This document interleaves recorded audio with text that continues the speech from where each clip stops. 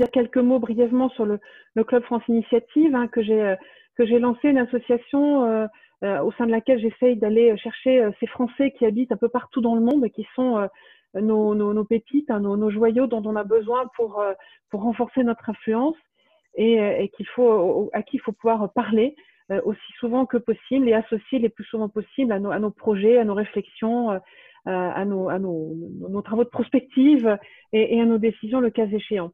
Alors, on a déjà parlé avec Nicolas Tenzer de l'influence, de ce que c'est qu'une influence et comment un pays peut construire son influence dans le monde. On sait que la France dispose d'outils, indéniablement. On sait aussi que nos moyens humains, matériels, financiers se réduisent pour des raisons qu'on connaît tous, et que malgré tout, il faut réussir enfin moi je le souhaite en tout cas, à ce que l'influence de la France reste pleine et entière, parce que on le voit avec ce qui s'est passé avec l'ère Trump en particulier, que plus que jamais, un certain référentiel, un certain nombre de valeurs, un certain nombre de normes que nous portons, on a envie qu'elles puissent durer. On n'a pas forcément raison sur tout, on a besoin de parler à tout le monde, mais on a quand même au moins besoin d'avoir des matières à discussion.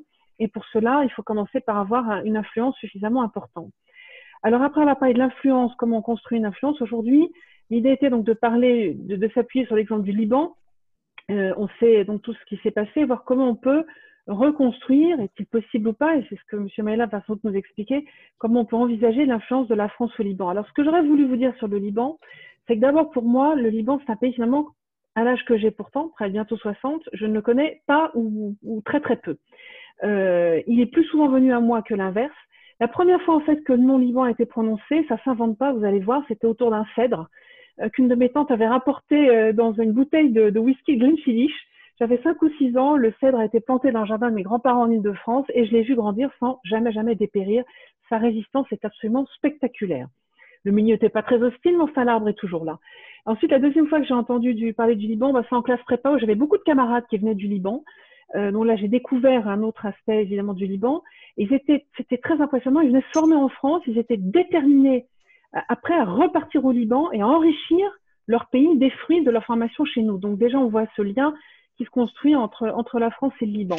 Ensuite, la troisième fois que j'ai entendu parler du Liban, c'est à travers le magnifique livre Le Prophète de Khalil Gibran, qui m'a été offert. Bon, c'est un grand classique, mais j'avais 22 ans, j'allais me marier et c'est un livre qui m'a beaucoup marqué et que j'ai très souvent relu et je pense que je vais encore souvent le relire. Et puis ensuite, la quatrième fois que j'ai entendu parler du Liban, eh bien c'est grâce à quelqu'un qui est parmi nous ce matin, c'est Richard Copti, que j'ai rencontré aux États-Unis, un ami donc de longue date quand j'étais aux États-Unis dans les années 86-87, et Richard qui déjà à l'époque parlait du rêve qu'il avait de partir au Liban, ce qu'il a fait, et il nous livrera son témoignage ce matin. Je veux vraiment remercier Richard de pouvoir être là ce matin, et on a beaucoup échangé avant cette réunion de ce matin, et ce qu'il dit est vraiment extrêmement profond, très intéressant, très touchant, vraiment ça m'a beaucoup frappé, et merci encore à Richard de pouvoir être là ce matin. Je suis allée une fois à Beyrouth, mais c'était vraiment en 2018 dans le cadre d'une étude sur le fonctionnement des consulats. J'ai absolument rien vu du pays sauf l'envie d'y revenir. Donc finalement le Liban reste très mystérieux. J'entends, et j'ai trouvé d'ailleurs un article dans le journal Le Point sur pourquoi essayer d'expliquer pourquoi la relation entre la France et le Liban est si particulière. Mais finalement, quelle peut être notre influence réelle dans ce pays? Eh bien, merci Monsieur Maïla de nous en parler. Je vais passer la parole à Christian qui va nous présenter Monsieur Maïla et puis on ouvrira donc la discussion. Merci à tous. Merci à vous. Bonjour à toutes et à tous. Un bref mot d'introduction, au moins pour vous dire que Joseph et moi nous connaissons bien. Nous sommes connus à l'ESSEC, où j'étais jusqu'à l'année dernière, jusqu'au moment de ma retraite, mais où il continue d'exercer. Alors, Joseph a une particularité, c'est qu'il a une carrière à la fois académique et une carrière diplomatique. C'est une chose intéressante, c'est une combinaison intéressante. Il a été prof à l'université Saint-Joseph à Beyrouth. Il a enseigné des choses assez diverses comme la philosophie et la sociologie. Et il est devenu diplomate à travers des questions religieuses. On en parlait un tout petit peu avant que les unes et les autres se connectent à cette session de ce matin. Il l'a fait au Quai d'Orsay et il est devenu directeur de la prospective au ministère, de ce qui est devenu aujourd'hui le CAPS au ministère des Affaires étrangères, au Quai d'Orsay. Il a rejoint l'ESSEC et l'Institut de recherche et d'enseignement sur la négociation, qui est un institut important à l'ESSEC, qui a été créé maintenant il y a plus de 20 ans, il y a 24 ans exactement. Comme je le disais tout à l'heure, c'est là que nous nous sommes connus. Et ça donne à Joseph une capacité à nous parler de ce qui se passe au Liban, qui est tout à fait intéressante, non seulement pertinente évidemment, mais particulièrement intéressante pour notre thème de ce matin. Je voudrais ajouter un petit point sur le Liban. Alors, moi, j'ai eu un petit peu plus de chance qu'Anne d'aller au Liban un certain nombre de fois, notamment à travers ce qu'on peut appeler un levier d'influence qui m'est cher, et qui peut être cher à un certain nombre d'entre vous, qui est l'enseignement supérieur, puisque la France a créé avec le Liban, il y a maintenant un peu plus de 20 ans, l'École supérieure des affaires à Beyrouth, où j'ai eu la chance de participer au montage d'un programme et où je continue d'enseigner, malheureusement cette année, à distance. Il m'a fait apprécier à la fois le rôle d'un pilier essentiel de cette influence qu'est l'enseignement supérieur, mais aussi d'apprécier tout ce qui est, et je le dis avec beaucoup de modestie parce que je ne connais pas assez le Liban, mais l'extraordinaire attachement qu'ont les Libanais pour ce tissu extrêmement fragile et très précieux que sont les relations entre les différentes communautés du Liban. Et c'est dans ce contexte-là que, à l'occasion des différentes crises que nous avons connues et que connaît le Liban, il y a peut-être une opportunité de rebâtir une relation entre la France et le Liban et un petit peu plus au-delà dans le Moyen-Orient.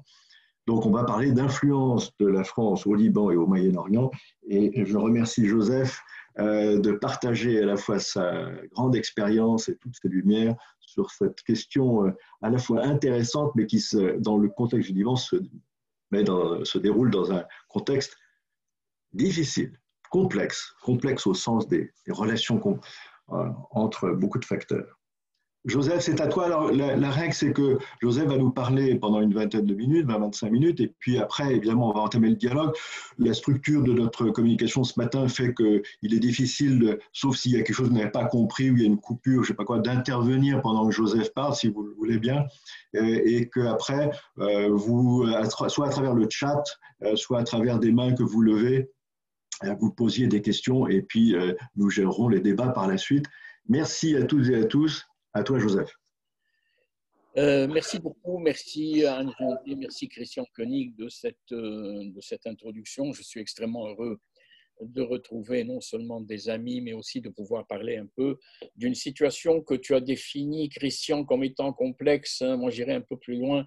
Je dirais qu'elle est tragique aujourd'hui. Donc, je vais commencer un petit peu par planter le décor libanais tel qu'il est aujourd'hui, voir ce que fait la France, ses capacités d'influence et peut-être, avec votre permission, à partir du Liban, rayonner un peu dans tout le Moyen-Orient, voir la politique française aujourd'hui au Moyen-Orient. Et peut-être qu'avec la nomination ou l'élection plutôt de Joe Biden, on a peut-être de nouveaux rapports qui vont s'instaurer.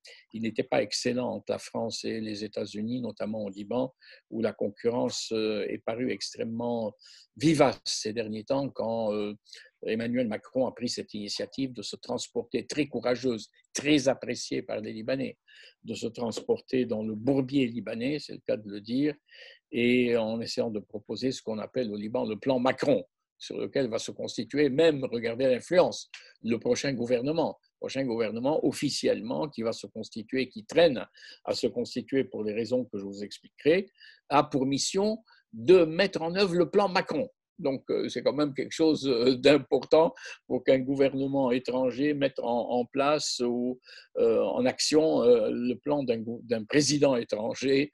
Mais je ne sais pas si la France est étrangère au Liban. Ça, c'est un peu la chimie des relations particulières entre le Liban et la France.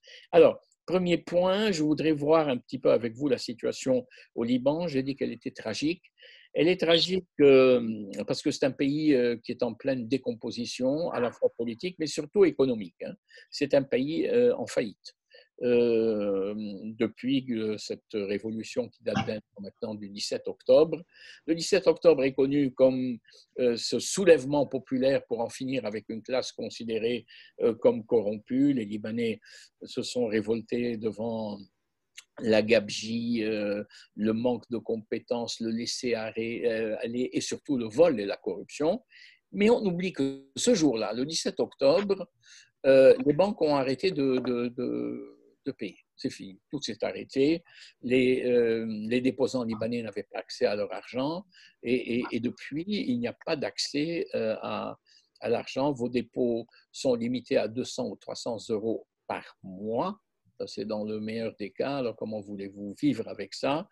Et ce défaut de paiement, bien, il vient après des retraits massifs, la perte de confiance dans la livre libanaise, la dévaluation de la monnaie. Pour vous donner une idée, la livre libanaise, 1500 livres libanaises valaient $1 et aujourd'hui, 9000 livres libanaises valent $1. Donc, on est dans une situation absolument tragique de paupérisation. Avec, on verra, une hyperinflation qui est aujourd'hui de 80%. Les prix, non, qu'est-ce que je raconte? L'inflation a augmenté de 120%. Les prix des matières premières de première nécessité alimentaire a augmenté de 80%. Donc, on est dans cette situation véritablement qui est une véritable impasse, avec, bien entendu, une dette équivalente à 90 milliards de dollars. Le Liban est le troisième pays le plus endetté au monde. Mais le dire, ce n'est pas dire une banalité, mais c'est simplement quand vous voyez un peu la dette turque ou la dette égyptienne, vous avez des pays de 80 millions et de 100 millions, 105 millions pour l'Égypte aujourd'hui. Le Liban, c'est 4 millions de Libanais. Et c'est 1,5 million de réfugiés syriens et 500 000 réfugiés palestiniens. Donc, c'est un pays qui a aujourd'hui 6 millions de personnes, dont 4 millions de Libanais. Donc, ramener la dette de près de 100 milliards, elle est à 90, 92 milliards, avec l'impossibilité pour le FMI qui voudrait aider le Liban, mais qui ne connaît pas les comptes exacts, tellement ils ont été truqués. On estime, on évalue tout cela, mais on n'a pas des chiffres exacts et le FMI est en train de menacer en disant nous, on ne peut pas aider si on n'a pas la vérité des comptes, quoi. Donc, il y a Alvarez, je ne sais pas si vous connaissez Alvarez, mais c'est un cabinet d'audit international qui traite les questions aussi des dettes d'État, est en train de vérifier et se plaint déjà de ne pas avoir accès à tous les documents. Bref, il n'y a pas de gouvernement. Le gouvernement a démissionné le 17 octobre, le 18 octobre. Il y a un nouveau gouvernement qui a été formé en janvier, mais qui, lui, est parti après la fameuse explosion du 4 août. Ce champignon, troisième champignon ou quatrième champignon, alors nucléaire, non, mais c'est un champignon chimique qui a dévasté Beyrouth, dévasté des quartiers, plus de 200 morts, 300 000 personnes à la rue, dont les maisons sont complètement éventrées et l'hiver arrive, et l'hiver est rude au Liban, entre novembre, décembre et mars. Et donc, ça, c'est une situation d'urgence qui a poussé d'ailleurs le président Macron à se rendre sans demander l'avis de quiconque, alors que l'explosion avait lieu le 4 août, d'aller à Beyrouth le 6 août et de se promener à Beyrouth, applaudi par l'ensemble des Libanais, alors que la classe politique totalement dévaluée, aucun politicien n'avait osé se rendre sur les lieux de l'explosion de peur d'être hué et chassé. On voit un président français, vive la France, avec des gens qui disent vive le mandat français, puisque le Liban a été sous mandat français du 1er septembre 1920 à la fin de l'année 1945. Entre-temps, il avait proclamé son indépendance en 1943 à l'instigation des Anglais qui étaient en rivalité avec la France et qui ont poussé les Libanais à se prendre leur distance. Voilà une situation qui est absolument incroyable de ce point de vue. Les écoles, 50 000 Libanais, jeunes Libanais n'iront pas en classe parce que l'enseignement est en majorité privé et les gens n'ont pas de quoi payer. Ce n'est pas pour noircir la situation, elle est très noire. Elle est très noire, avec beaucoup de misère, une classe moyenne qui s'est effondrée et un pays qui est en faillite. Et dans ce contexte, je voudrais revenir, pour rester toujours sur le Liban, et c'est ça qui nous intéresse, sur l'influence de la France, que fait la France dans ce contexte. Alors, la France a toujours été, depuis la fin de ce qu'on appelle la guerre civile dans les années 90 et l'arrivée au pouvoir de Rafik Hariri, dont certains, bien entendu, peuvent se souvenir, et la mise en place des gouvernements Hariri qui se sont plus ou moins succédés de 1990 à 2005, où le Hariri a été assassiné. Hariri était très proche de la France, très proche de Jacques Chirac en particulier, très proche du BTP français, puisqu'il avait racheté une compagnie française qui avait opéré des constructions en Arabie Saoudite, où il est devenu le confident du roi Fahd à l'époque, quelqu'un qui était estimé à 5-6 milliards de dollars en fortune personnelle et qui a été assassiné par les Syriens en 2005, précisément parce qu'il se rapprochait trop de l'axe saoudo-français. Et ce n'est pas plus la Syrie qui dominait le Liban pendant des années, puisque les Syriens sont partis juste après l'assassinat, devant la colère populaire. La soldatesque syrienne s'est retirée par une nuit sans lune, comme on dit, sans crier gare, tout le monde est parti. C'est des pièces qu'on va venir chercher. Oui. Alors, donc, ce rapprochement avec la France se fait dès les années 90 grâce à Rafik Hariri et ses amitiés en France. La reconstruction de Beyrouth est confiée à une société française rachetée par Hariri qui s'appelle Auger, qui est une société qui est installée à Nice, je crois, et donc qui a été rachetée, qui est devenue une société saoudienne pour des constructions pour le BTP saoudien, mais qu'Hariri a rapatrié au Liban au moment où il revient au Liban comme président du Conseil. Alors, on ne dit pas Premier ministre au Liban, on est resté là aussi influence, au fur et à mesure des points d'influence. La constitution libanaise date de 1926. C'est la plus ancienne des constitutions. Il y avait une constitution antérieure qui était la constitution iranienne de 1906, mais celle-là a disparu avec l'arrivée le 13 février 1979 des mollahs et le passage à une constitution théocratique avec l'ayatollah Khomeini qui date donc de mars 1979. Donc, il se fait que dans cette région, le Liban a la plus ancienne constitution qui a été amendée plusieurs fois, mais qui n'a jamais été changé. Il n'y a pas de deuxième, de troisième, de quatrième république. Si vous voulez, on est resté sur la même constitution. Alors, pourquoi c'est important de le dire? Parce que c'est une constitution troisième république, à l'époque. Donc, elle a été écrite par des juristes français et libanais, avec quelques modifications de style quatrième république, et peut-être aussi une influence 5e République avec l'importance que prend le président du Conseil des ministres. Donc, c'est une appellation de la 4e République. Il n'y avait pas de Premier ministre sous la 4e République, des présidents du Conseil. Et constitutionnellement, on a toujours président du Conseil. Et donc, influence française. Influence française.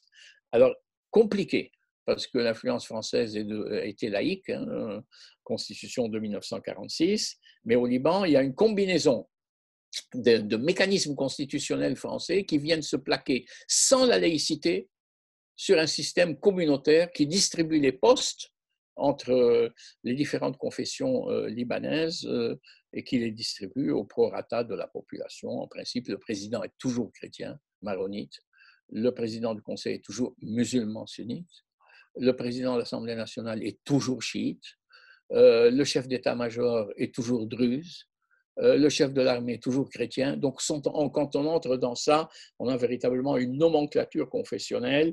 Vous postulez à des postes et vous êtes pris si vous correspondez à la bonne case confessionnelle.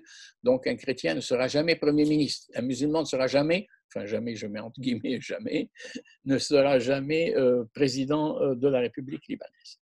Donc, une vieille influence. Hein. La Constitution est d'inspiration française. Le droit libanais, le droit constitutionnel libanais est enseigné à partir de manuels français, de l'enseignement supérieur en France. Quand il y a des problèmes constitutionnels, la référence est toujours d'aller voir chez les constitutionnalistes français et dans la jurisprudence constitutionnelle française ce qu'on pense des contentieux électoraux, des sessions parlementaires, enfin pour un oui, pour un non, la France ressort. Alors d'où vient cette influence? La première, c'est la Constitution, mais bien antérieurement, il y avait cette intervention française en 1860. Alors, je ne vais pas remonter à Saint-Louis et aux croisades, hein, ou à Louis XIII, qui avait une espèce de récrit royal dans lequel il disait « Nous considérons que les chrétiens du Liban sont nos sujets ». Les chrétiens, hein, parce qu'à l'époque, effectivement, le très chrétien, le roi de France ne pouvait pas s'adresser à une autre population que les chrétiens. Nous étions à l'Empire ottoman et il y avait presque une protection, hein, de tous des Autrichiens, des Russes, mais surtout de la France sur les catholiques du Proche-Orient. Donc, en 1860, Napoléon III va au secours des chrétiens du Mont-Liban qui sont massacrés. Et ensuite obtient, à partir de 1919, la France obtient le mandat, ce qu'on appelle le mandat, sur le Liban, mais entre-temps, l'influence française était extrêmement grande. 1875, les jésuites de Lyon fondent la meilleure université aujourd'hui de droit et de sciences politiques au Liban, qui est l'université Saint-Joseph, dans laquelle j'ai été vice-doyen. Il fut un temps de la faculté des sciences humaines. Et donc, l'influence, c'est les congrégations. C'est essentiellement les écoles catholiques. Les dames de Besançon, les pères jésuites, les frères des écoles chrétiennes, et l'enseignement se fait en français. Et aujourd'hui, 60% des jeunes Libanais sont scolarisés de manière bilingue, en priorité franco-arabe. Ça, c'est la plus vieille influence. Et lorsque la loi de 1905 est établie, lorsque le gouvernement de la Troisième République chasse les congrégations de France et ferme les maisons congrégationnistes, tout le monde va, enfin pas tout le monde, beaucoup vont en Afrique et beaucoup vont au Liban, et ça renforce aussi le réseau de ce qu'on appelle les écoles catholiques, qui est aidé par la France très laïque. Hein. La laïcité n'est pas un produit d'exportation, comme on disait, et l'influence du français passe par les bonnes sœurs et par les prêtres et par les frères des écoles chrétiennes. Donc, une influence extrêmement profonde qui perdure, qui imprègne la vie politique. Et puis, alors, à partir de 1945, effectivement, la France décline. Et la France décline, j'allais dire quasi définitivement comme puissance du Moyen-Orient en 1956, après l'expédition de Suez. Et on voit venir les deux grands, à ce moment-là, non pas la Russie, mais l'URSS et les États-Unis. On s'installe dans la guerre froide. Et l'influence devient américano-russe, et le Liban rentre un peu dans ce jeu des forces axiales. Donc la France ne joue plus un rôle, si vous voulez, stratégique. Hein. Elle joue un rôle politique, elle joue un rôle culturel. C'est là sont ses principaux canaux d'influence, mais elle ne joue plus le rôle de la grande puissance proche-orientale. Mais ça, c'est la fin de la période. Alors je vais faire partir de Napoléon, 1798, l'expédition d'Égypte. Et pour nous, internationalistes, de manière un peu arbitraire, comme toutes les dates que l'on met en avant, elle se termine en 56. Elle se termine en 56 avec le retrait franco-anglais d'Égypte et la perte d'influence et la montée donc, des deux grands. Les Anglais vont durer un peu plus longtemps. Les dernières présences anglaises datent de 1971. C'est là où ils se retirent en créant les fameux États arabes, les Émirats arabes unis. Les Émirats arabes unis, c'est-à-dire Abu Dhabi, Dubaï, etc. Mais il n'y a plus officiellement de tutelle, ni de présence, ni mandataire, ni coloniale à partir de 1971. Ça ne veut pas dire que les Anglais perdent toute influence, au contraire, ils ont une influence économique importante, et souvent on est en concurrence avec eux sur pas mal de points. Donc une influence culturelle, une influence structurante sur le plan politique, une influence commerciale, un peu moins, bien entendu, mais les produits français se vendent très bien au Liban, mais disons que sur le plan du commerce, d'autres pays ont supplanté la France et l'Angleterre, je dois dire aussi. On ignore que nos amis italiens sont une puissance commerciale extrêmement importante. Hein. En Égypte, ils sont dans les produits, dans les machines-outils, dans l'électricité. Ils se battent extrêmement bien sur ce plan-là. La France a toujours été aux côtés du Liban diplomatiquement. Alors ça, il faut dire qu'il y a deux États, dont l'un s'appelle le Vatican, qui n'est pas un État comme les autres, et la France, qui se sont toujours battus au Conseil de sécurité pour maintenir ce que j'appelle la fiction de souveraineté libanaise, alors que ce pays a été occupé par les Palestiniens, par les Syriens, par les Israéliens et maintenant par les Iraniens, une occupation indirecte. Mais le Liban est devenu un front militaire avec le Hezbollah installé sur la frontière sud du Liban, c'est-à-dire la frontière avec Israël. Et là, à chaque fois, qu'on soit pour ou contre la France, tout le monde, dès qu'il y a un coup dur et qu'il faut aller au Conseil de sécurité, c'est la France qui propose, qui porte les projets de résolution.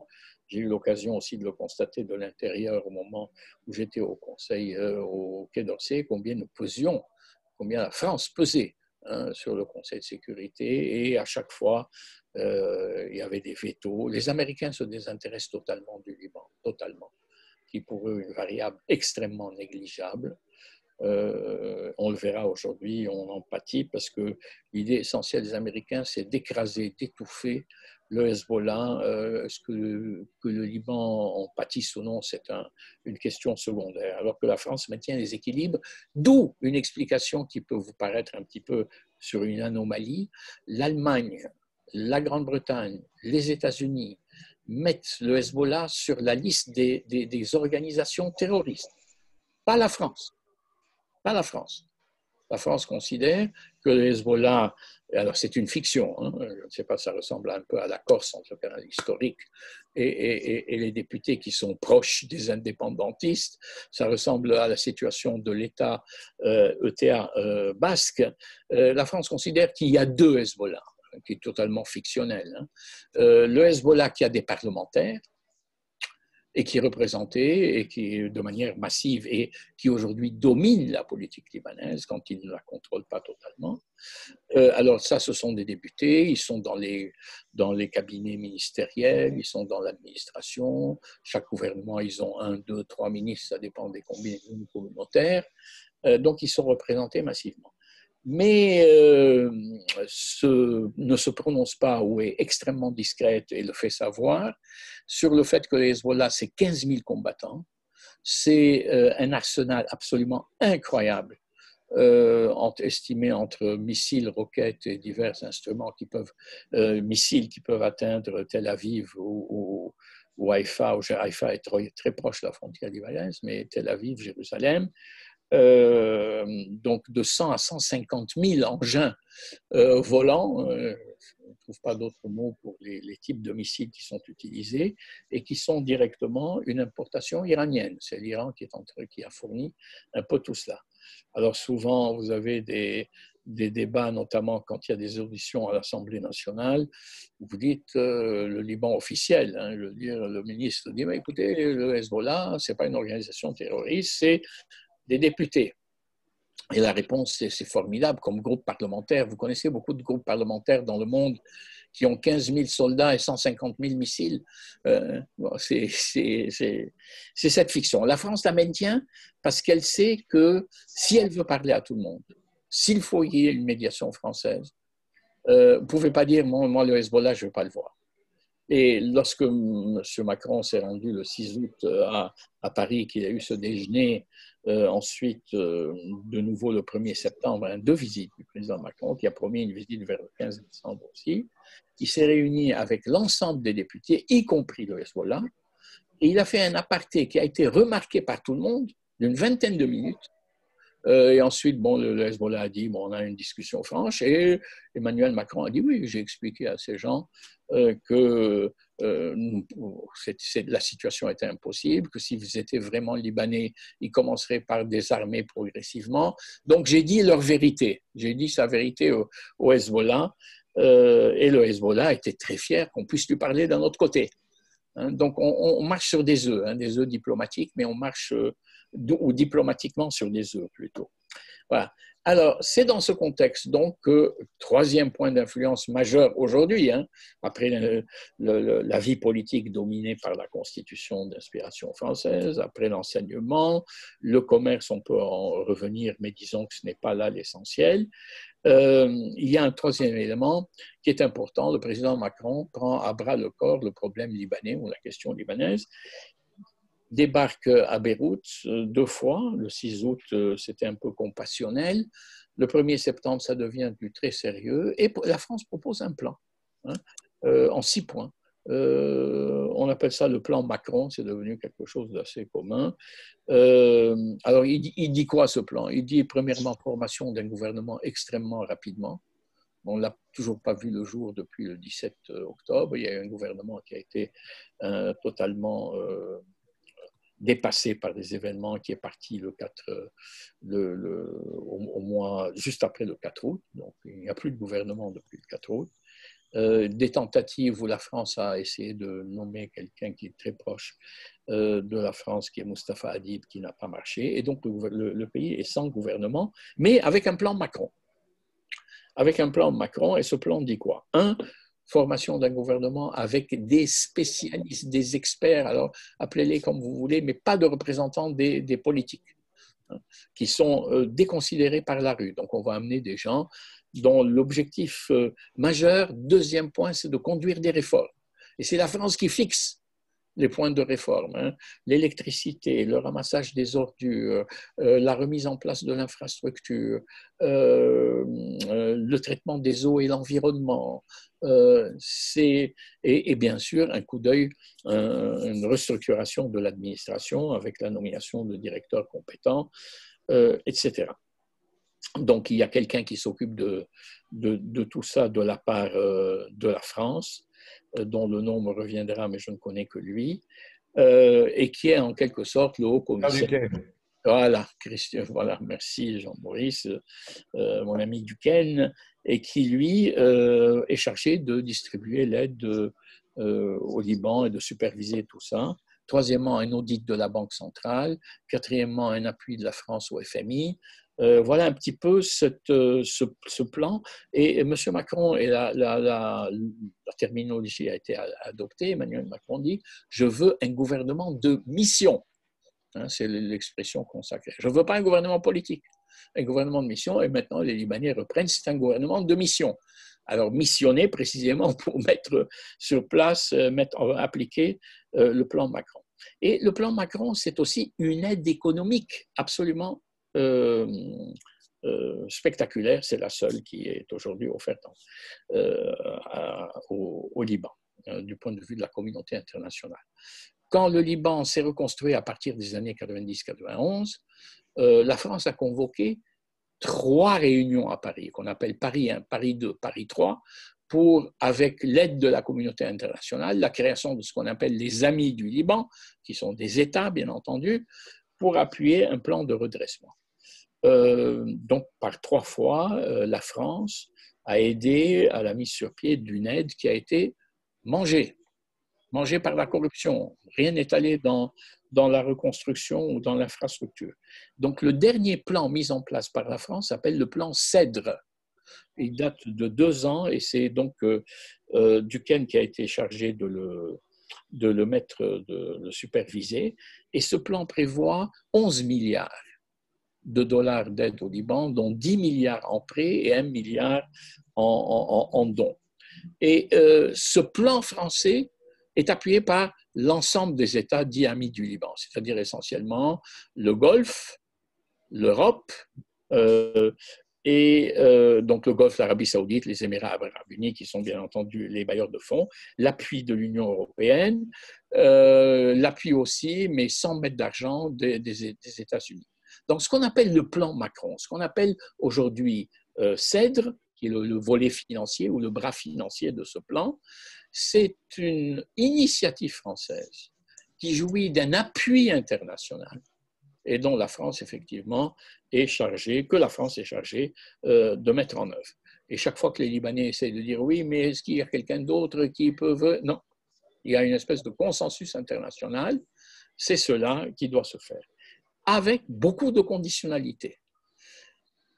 Pas de dons, ni d'aide financière au Liban s'il n'y a pas un gouvernement. Donc, on ne donnera pas de l'argent comme ça en l'absence d'un gouvernement qui contrôle. Deuxièmement, contrôle français, mais au nom de la communauté internationale avec Duquesne.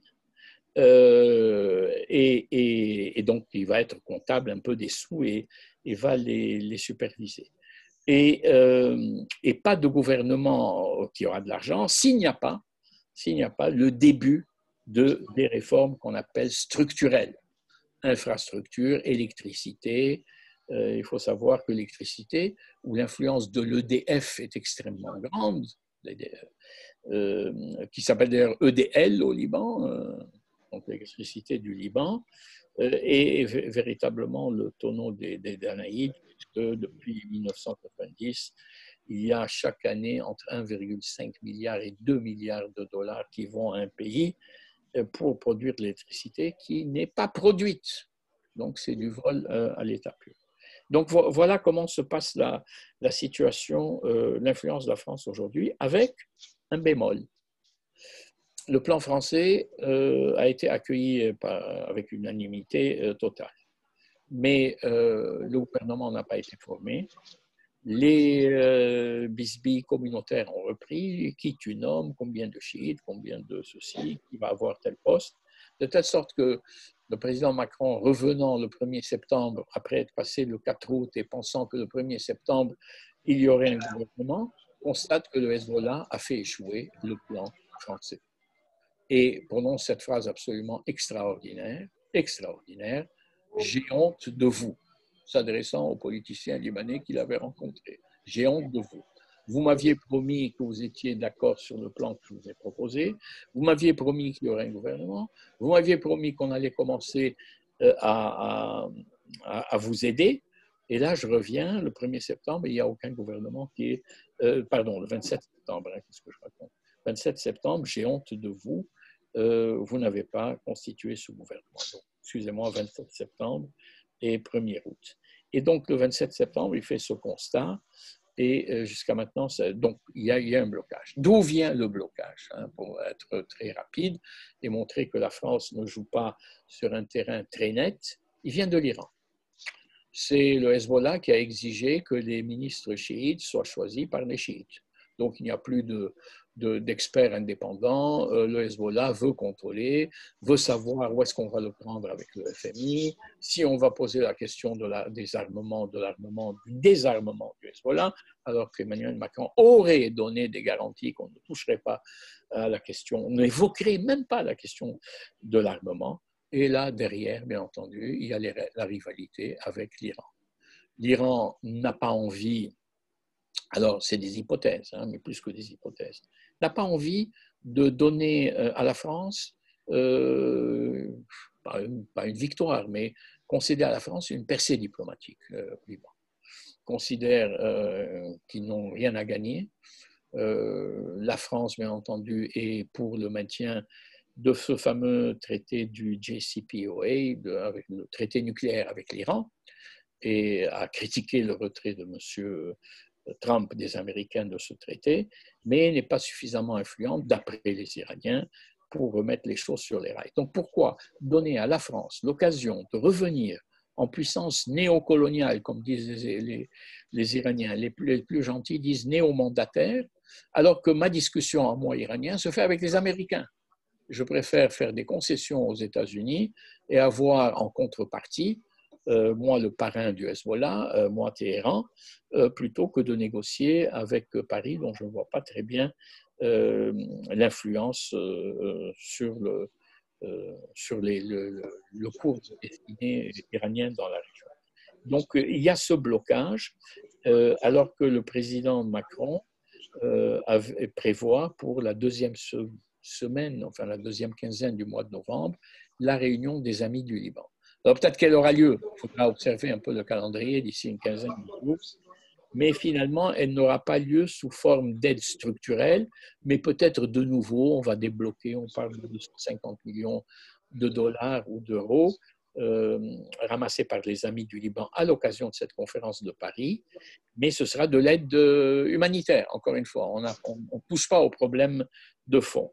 Donc, la question est là, et l'Iran, maintenant que Biden est arrivé au pouvoir, va attendre un petit peu de voir quelles sont les conditions d'une reprise des négociations. Et c'est peut-être là les limites de l'influence française. On entre dans un jeu complexe de puissance régionale.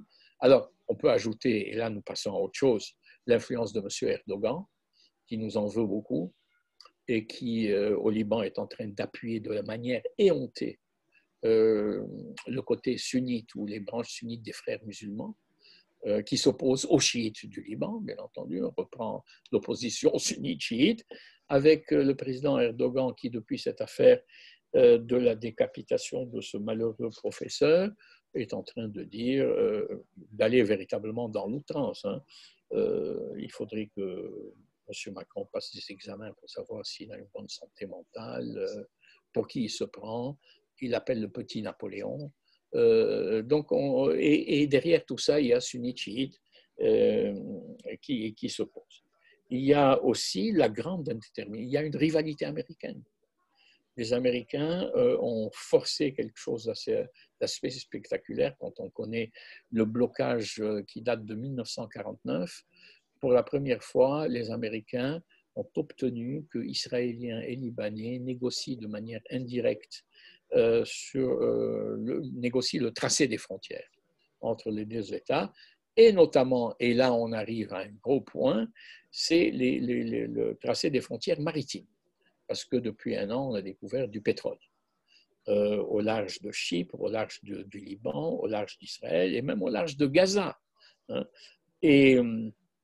Et les Américains, à la demande des Israéliens, sont extrêmement soucieux de prospecter ce qu'on appelle le bloc 9, qui est contigu entre Israël et le Liban, parce qu'aucune compagnie internationale ne va aller forer, bien entendu, dans des régions qui sont disputées, on ne sait pas à qui appartient le pétrole. Ça n'a pas empêché l'Israël de commencer à exploiter ce pétrole et à l'exporter. Donc, pour la première fois, les Américains forcent cette affaire-là. Et quand la France arrive avec le plan Macron, alors qu'ils ont une espèce de regain d'influence et de médiation entre le Liban et Israël, et donc pense à autre chose, plus tard, dans la foulée, si la médiation est réussie, la France arrive et alors on propose de reconstruire le port de Beyrouth, propose avec les Allemands et l'Union européenne de refaire l'électricité du Liban. Bien entendu, Total est sur les rangs, mais pas Total seulement, mais Eni, l'italien, mais aussi les compagnies, deux compagnies américaines qui vont prospecter dans cette région.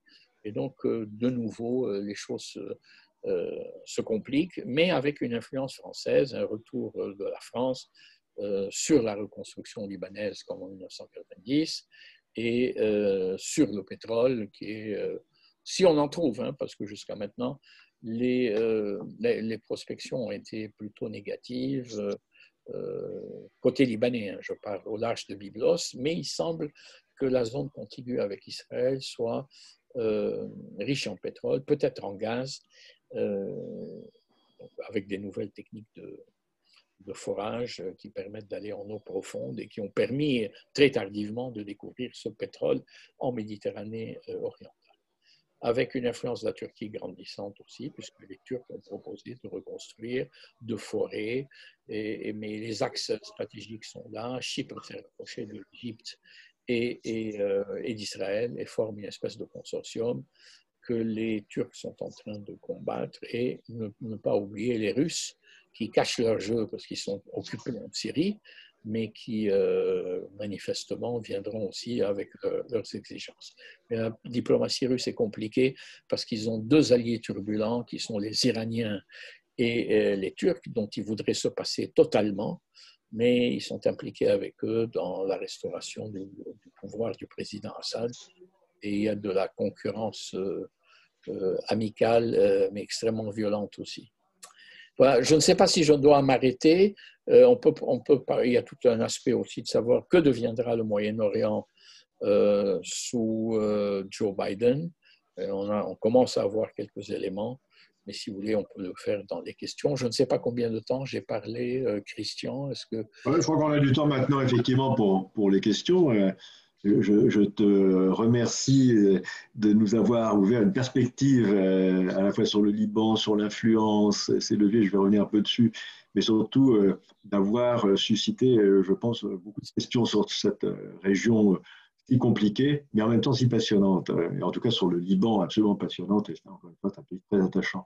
Moi, ce que je note avant de passer la parole aux uns et aux autres, c'est que quand tu nous parles d'influence, et lorsque nous parlons d'influence, on voit des choses qui sont à très court terme, de rivalité entre des blocs de force, on va dire, que ce soit avec la Turquie, l'Iran, les États-Unis, où chacun pousse son pion avec des perspectives qui sont relativement court ou moyen terme. Mais en fait, tout ceci s'opère dans un contexte historique long que tu as rappelé et qui ne porte pas que sur la situation conjoncturelle, la catastrophe économique, politique du Liban d'aujourd'hui, mais où cette influence s'est fondée sur des institutions, une constitution, de l'enseignement, une culture.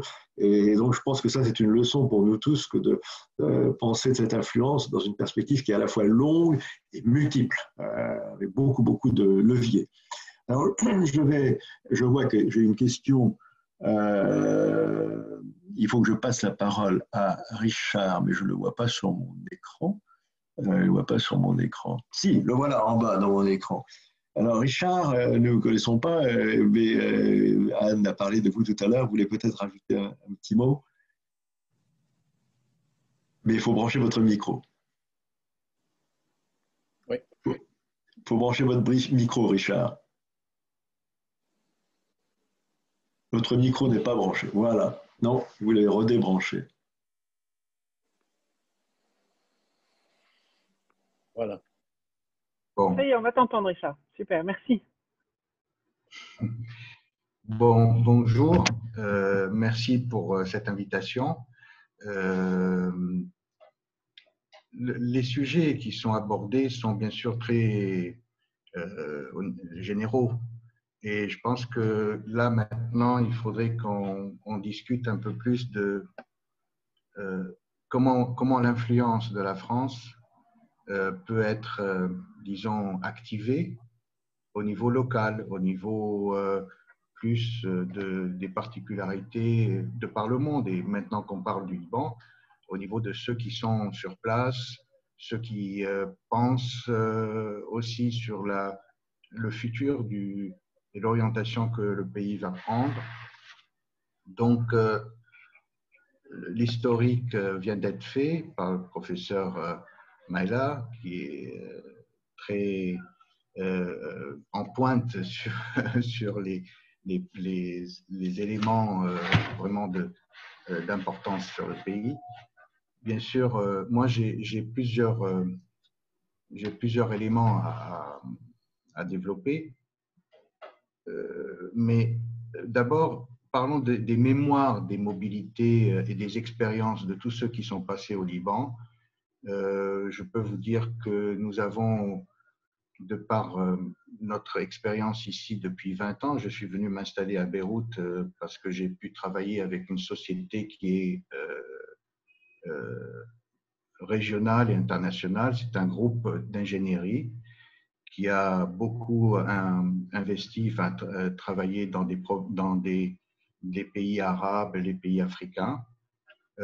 C'est un groupe qui travaille sur tous les domaines de l'ingénierie et moi, personnellement, j'étais en tant qu'architecte, urbaniste, envoyé pour faire des projets et du management de projet, donc direction de projet et développé avec plusieurs pays. Je crois que j'ai dû en visiter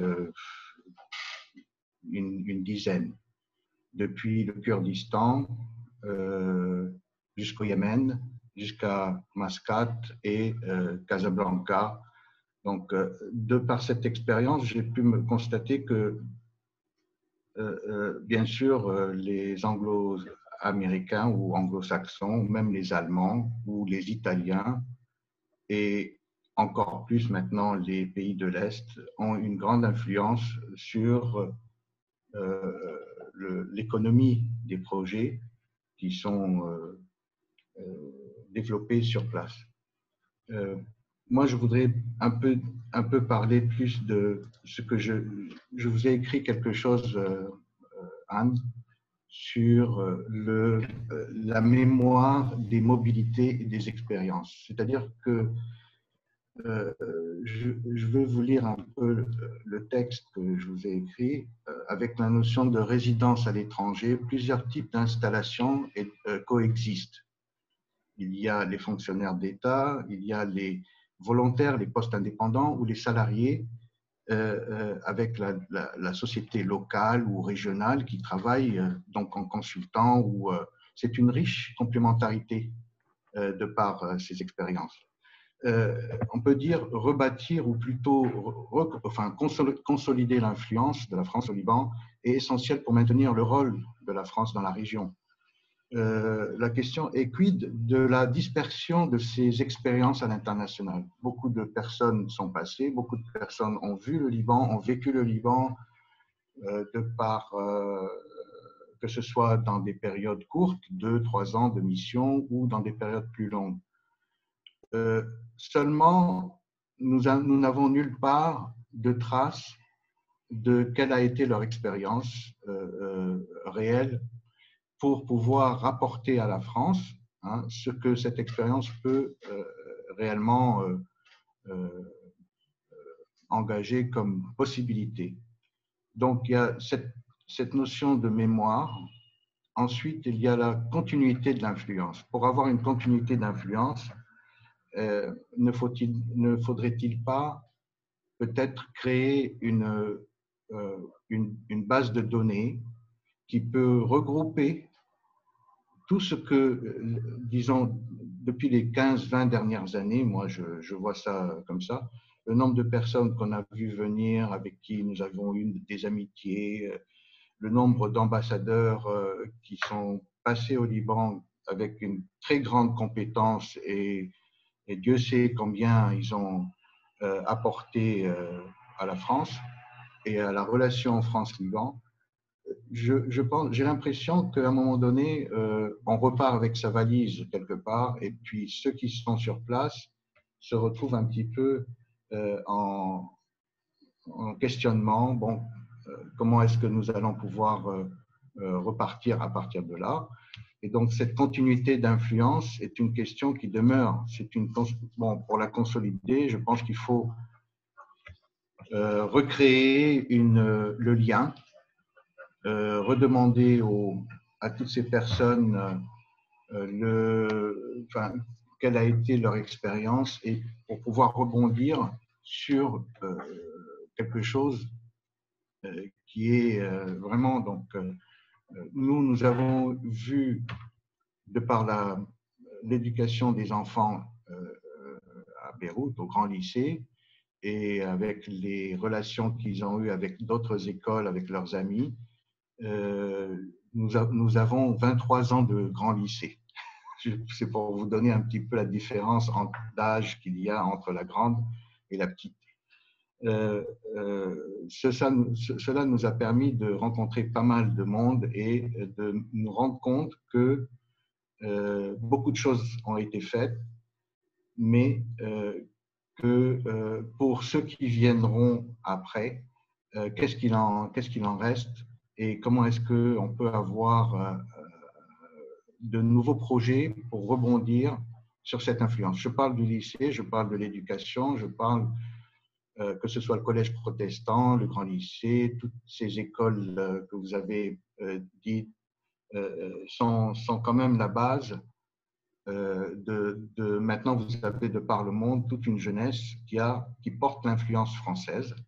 Et comment est-ce qu'elle pourra, dans les années à venir, reconstituer, rebâtir tous ces temps qui ont été merveilleux dans la vie du Liban depuis la reconstruction des années 90. Nous sommes passés par des moments qui étaient très joyeux, comme maintenant nous sommes dans des moments qui sont très difficiles. Et quand on va se promener à la rue Pasteur ou la rue Gouraud, on se rend compte que ce choc du 4 août ne permettra pas à la population de s'en relever tout seul. Qu'est-ce qu'il faudra faire en attendant que toutes les configurations internationales se repositionnent? Parce que entre le parc Lafayette en face du Capitole et puis la place des Martyrs à Beyrouth, il y a actuellement un gros vide. Une démocratie qui a plus que 200 ans, qui est constante, a démontré encore une fois que c'est une machine qui fonctionne bien comme une montre suisse. Il faut voir pourquoi cette constitution-là a fonctionné et pourquoi la constitution actuelle ici n'a pas fonctionné. Donc, moi, je pense que le rôle des réseaux est important et comment bâtir un nouveau départ et pouvoir dire OK, on va de l'avant maintenant, en attendant bien sûr qu'il y ait un nouveau gouvernement et que tout le monde soit optimiste, ce que j'espère à tous ceux qui aiment le Liban et ceux qui y vivent. Je vous remercie. Merci beaucoup, Richard. Vas-y, Christian. Donc, j'allais dire, pour vous remercier, puis ouvrir maintenant aux questions des uns et des autres, ou des unes et des autres. Donc, je ne sais pas qui veut prendre. Alors, j'aurais voulu juste faire rebondir une première fois, remercier nos deux intervenants. Vraiment extrêmement intéressant cette histoire de l'agence française au Liban. Alors, j'avais deux questions assez à la fois naïves et j'imagine tout à fait complexes. La première pour M. Maïla, c'est finalement j'entends que la France a eu cette influence diplomatique, politique à travers une forme d'organisation du système politique libanais, mais pas la totalité, puisqu'on voit on a tout plaqué, vous l'avez dit, sans la laïcité, et de fait on en parle en ce moment en France. Donc pourquoi, quel était l'objectif de la France? Est-ce qu'elle peut vraiment rester sur cet état d'esprit-là, ou est-ce qu'il faut qu'elle revoie complètement sa stratégie, puisque vous disiez que dans d'autres domaines, notamment le domaine économique, qui va être essentiel pour la reconstruction, c'est pas forcément les Français qui sont les plus présents. Et deuxième question pour Richard, sa notion de mémoire et de continuité, je la trouve extrêmement intéressante. Et c'est vrai qu'on voit notamment du côté des diplomates, on en a ici pour nous expliquer, ils tournent beaucoup. On comprend l'intérêt de pouvoir tourner, mais moi-même, j'ai été frappée dans beaucoup de pays par le manque de continuité qui est inégal, pas le manque de continuité. La continuité, disons plutôt, est inégale. En tout cas, de personne à personne. Il y a parfois des ambassadeurs qui se transmettent, le successeur vient avant, passer quelques temps pour avoir un peu une prise de température du pays, mais parfois non. Et parfois, il y a des ruptures même parfois avec un gap de temps entre les deux prises de fonction. J'ai l'impression comme le disait Richard, qu'on repart plus ou moins à zéro à chaque fois, qu'il faut à nouveau que le nouvel ambassadeur responsable retisse des réseaux que son prédécesseur avait peut-être pu déjà tisser.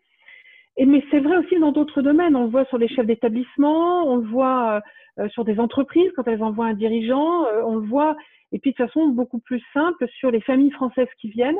Il n'y a pas forcément les structures pour que les anciennes parlent aux nouveaux et vice-versa, pour pouvoir assurer cette continuité qui, au-delà du Liban, me semble extrêmement important pour avoir une forme de cohérence dans notre influence. Alors, j'entends qu'on a toujours crainte du syndrome de Stockholm, évidemment, et que du coup, on veut s'en méfier, que ce renouvellement permet de mettre un peu plus à distance, sans doute, ce syndrome de Stockholm.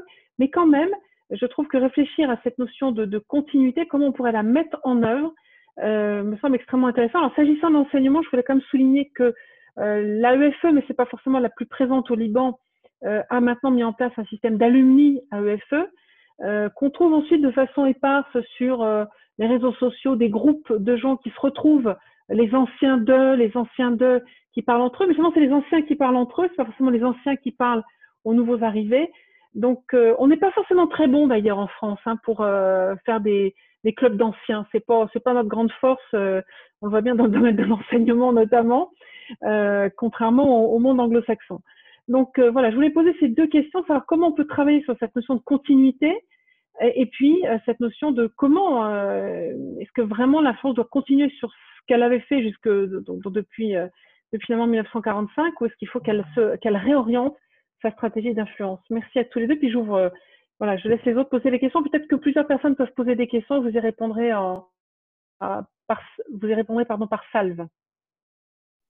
Je crois que Jean-Maurice avait une question aussi. Alors, si elle peut compléter celle d'Anne, ça permettra à Joseph et peut-être à Richard aussi d'apporter des compléments. Merci. Oui, j'ai deux remarques et deux questions, trois remarques et une question.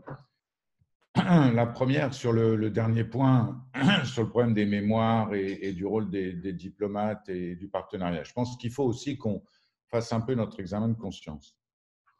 Moi, j'ai travaillé avec un Premier ministre qui, à une certaine époque, a refusé une aide financière à un gouvernement libanais qui voulait, sur les questions de la poste, on ne va pas rentrer dans le détail, en dénonçant clairement la corruption. Je crois qu'il faut avoir le courage de dire que le système libanais s'est ossifié et petit à petit effondré avec une certaine forme de passivité, pour ne pas dire plus, des gouvernements français. Je ne parle pas d'un ancien président de la République qui est connu pour ça. Mais les entreprises et les gouvernements français n'ont pas toujours été capables de dire ce qu'il fallait dire à nos amis libanais. D'où, évidemment, le caractère brutal de ce qu'a dit le président Macron. Peut-être si nous l'avions dit un peu plus tôt et nous aurions pu le dire d'une manière plus diplomatique. Deuxième remarque, et là je parle vraiment en tant qu'ambassadeur à la retraite, le syndrome de Stockholm, la diplomatie française est connue pour surtout le craindre aux États-Unis. Il ne faut jamais nommer un ambassadeur qui aime trop les États-Unis. Dans le monde arabe, sans vouloir critiquer personne, je crains que nous ayons plutôt suivi la tendance inverse. Et malheureusement, c'est difficile, moi je l'ai écrit plusieurs fois, pour un ambassadeur, je sais de quoi je parle, de faire le départ entre l'empathie pour un pays, un peuple, pour une histoire, pour une culture, pour une langue, et l'empathie avec les pratiques d'un régime. Deuxièmement, sur le Hezbollah, oui et non. Moi, j'ai travaillé avec un Premier ministre qui, en son temps, a été caillassé à Birzeit parce qu'il avait dit que le Hezbollah était un groupe terroriste. Et je rappelle qu'il n'y a pas seulement les Anglais qui le reconnaissent comme un groupe terroriste, mais l'Union européenne a reconnu le Hezbollah comme un groupe terroriste. Donc, c'est la France aussi. Troisièmement, et là, c'est une remarque qui appelle plus une réaction de Joseph et de Richard et d'autres. Est-ce qu'un de nos problèmes au Liban n'est pas que finalement, hélas, pour les Libanais, en raison des réalités qu'a rappelé Joseph, finalement, pas beaucoup de pays en dehors de l'Iran, de la Syrie, n'ont des intérêts stratégiques au Liban.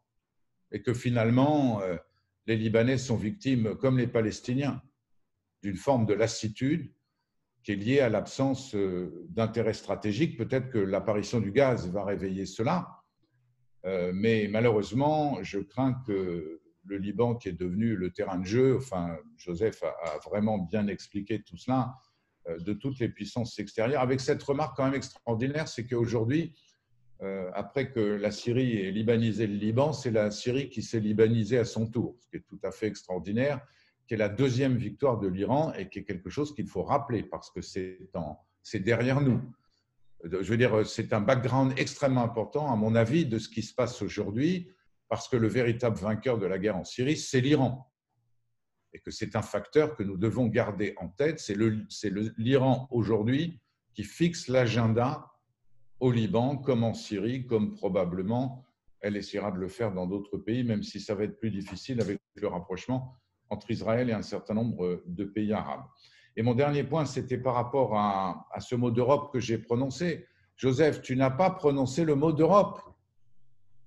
Et moi, je pense quand même que par rapport aux défis que tu mentionnais, il faut être clair. Est-ce que la France est capable de maintenir une influence sans l'Europe? Je le dis franchement, je ne le crois pas. Sur le plan culturel, sûrement. Parce que nous sommes, avec l'Italie, avec l'Espagne et avec le Royaume-Uni et l'Allemagne, les pays qui ont une diplomatie culturelle extrêmement active. Mais quand on parle du gaz, quels sont les problèmes aujourd'hui? Le gaz, Chypre, Gaza, la Syrie, l'aide financière, le JCPOA, c'est l'Europe l'acteur. Ça n'est plus la France toute seule. Et je pense que le seul petit reproche que je ferai à l'initiative de notre président, qui a eu raison de rappeler que le Liban existait et qu'il fallait s'occuper du Liban, c'est peut-être de ne pas avoir d'abord cherché à entraîner avec lui d'autres puissances européennes, parce que voilà, ça nous renvoie au mandat, et le mandat, ça n'est pas très mobilisateur quand on est estonien, grec, portugais ou slovaque. Donc, quid de l'Europe, Joseph, aujourd'hui au Liban? Pardon d'avoir été un peu long. On va peut-être passer la parole à Joseph, peut-être aussi à Richard pour quelques mots de réponse avant de vous passer la parole pour une deuxième volée de questions. Merci à tous. Alors, merci Jean-Maurice et merci à Richard Copti aussi de son intervention. Les questions sont multiples. D'abord, est-ce que le Liban ne présente pas d'intérêt stratégique? Alors, en dehors du pétrole et en dehors du gaz qui sont encore à prouver. Je ne suis pas d'accord avec toi pour dire que le Liban ne présente aucun intérêt stratégique. Il présente un intérêt stratégique par défaut. Je veux dire comment? Et là, les Russes et les Américains et les Israéliens sont absolument d'accord. Et moi, je pense que si le Liban n'a pas versé dans la guerre syrienne ou s'il n'y a pas eu une influence de cette guerre sur le Liban qui est extrêmement étonnant que ce pays n'ait pas… Depuis 2011, la guerre est en Syrie, le Liban n'a pas subi les retombées autres que celles des réfugiés, bien entendu. C'est parce qu'il y a eu un consensus régional, notamment russe, pour ne pas syrianiser le Liban à nouveau, ce qui aurait impliqué une intervention d'Israël et ce qui aurait fait flamber les choses. Donc le Liban est un État tampon, où tu le sacrifies et à ce moment-là, tu t'attends à ce que le désordre soit généralisé, ou non pas par intérêt stratégique, mais par intérêt tout court. Tu te dis, il ne faut pas que la région s'enflamme, il faut mettre le Liban à l'abri en quelque sorte, je mets les guillemets, pour ne pas que ça se généralise. Donc, l'intérêt stratégique du Liban, il est dans le rôle d'État tampon qu'il peut jouer, et il peut être aussi dans le dérapage stratégique si véritablement le Liban entre dans la guerre, c'est-à-dire que les Russes vont avoir leur mot à dire au Liban, les Américains ne vont pas accepter que les Russes aient leur mot à dire au Liban, et les Israéliens ne vont pas accepter du tout à la fois que les Russes, que les Iraniens viennent, tout ça. Donc le Liban a été neutralisé comme dans une espèce de mécanique des solides, poids contre poids, on est resté à l'abri. Donc il y a un intérêt stratégique. Deuxièmement, bien entendu, la question de l'Europe, pour moi, elle est centrale. Seulement, j'y arrivais après l'influence, l'exposé sur le Liban. Je pense, contrairement à toi, que la France a une carte à jouer en tant que France au Liban. Bien entendu, rien ne peut se faire en dehors de l'Union européenne. Nous avons harmonisé tout cela. Mais le problème que tu poses se pose aussi au Mali. Je veux dire, on explique à l'Union européenne que la frontière avec le Mali, c'est la frontière sud de l'Europe. On n'a pas convaincu énormément de monde, ça commence à bouger un peu, y compris les Estoniens, qui forment une partie de l'armée malienne, je ne sais plus trop quoi, bon. Mais ils ont une petite troupe dans le cadre de Barkhane. Donc c'est vrai que l'Europe est importante, mais il y a une carte à jouer.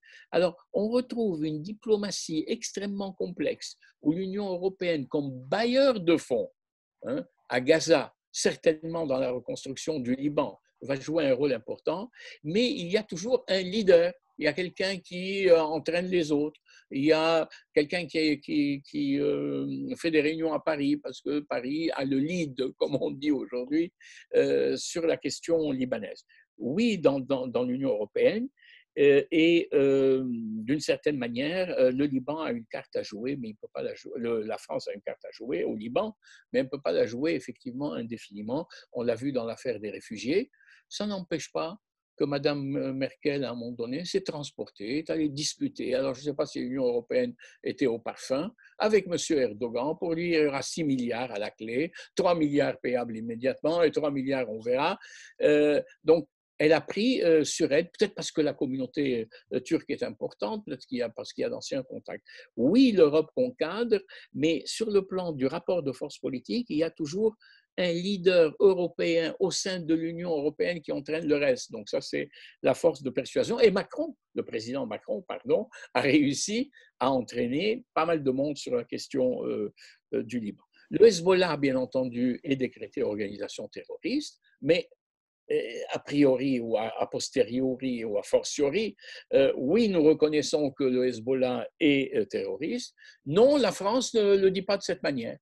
L'Europe le dit, mais la France met des bémols. Donc, il y a toujours cette possibilité de jouer. Et bien sûr, ce que tu as dit est absolument vrai. Hein. On a affaire à un régime de corruption à nul autre pareil. Enfin, dans le monde, il y a d'autres pays corrompus.